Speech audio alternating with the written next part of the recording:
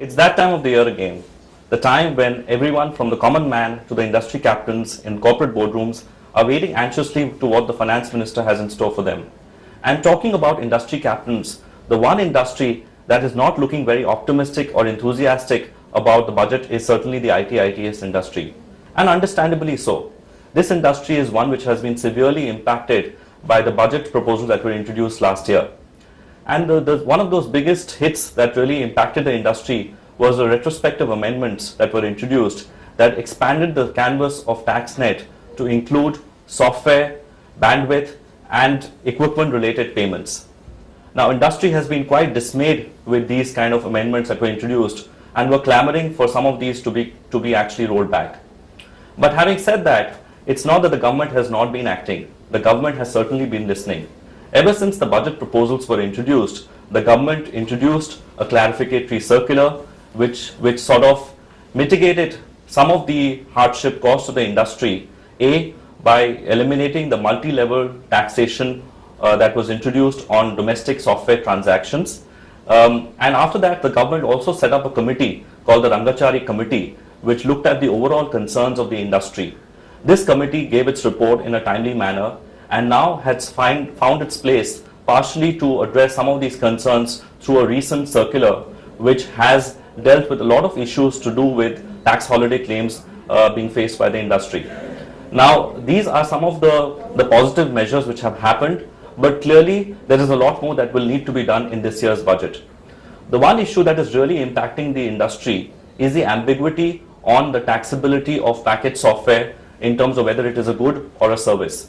And today the industry is applying both VAT and service tax on these software sale transaction. So in some sense there is a dual taxation there. The other issue which the industry is dealing with is the applicability of minimum alternate tax and dividend distribution tax to SEZ units.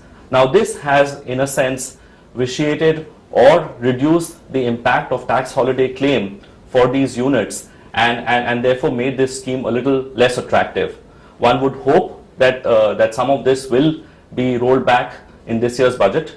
Maybe that may be a little optimistic, but at least what the industry would want is that the carry forward of MAT credit be extended from the current period of 10 years to 15 years. Another expectation of the industry is to do with the availability of research and development benefit. The government extends weighted deduction for research and development carried on in-house. There is no clarity on how this benefit can be extended to the IT sector, specifically for companies which are engaged in contract research and development activities. So a clarification to this effect or an amendment to this effect will certainly provide a positive stimulus to this industry. Now, if you look at it from an overall context, given the state of the economy, the finance minister is doing everything and more to try and woo the foreign investors given the current economic environment. And as he does that, one of the positive messages that the finance minister is giving to the investor community is that there will be a non-adversarial tax treatment to foreign investors.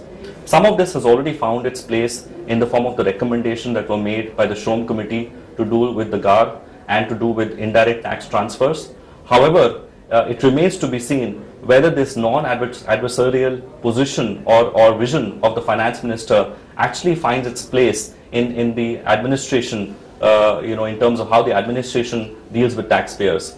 The administration clearly has been on a tough position with many companies. We'll be seeing a fairly high degree of high-pitched assessments and aggressive tax demands which are being raised on taxpayers, especially on issues related to transfer pricing.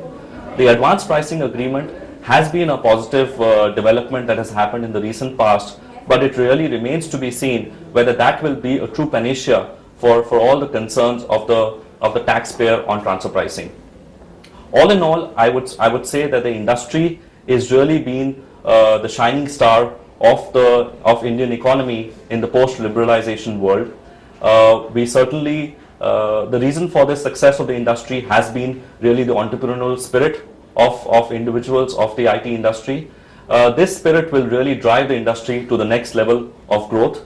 What the industry really wants is no tax incentives. They are not really looking for tax breaks, but what they want is an environment where there is certainty, where there is consistency, and there are no surprises. Let's hope that this time the finance minister's budget does not hold out any surprises for the industry, but as something to look forward to.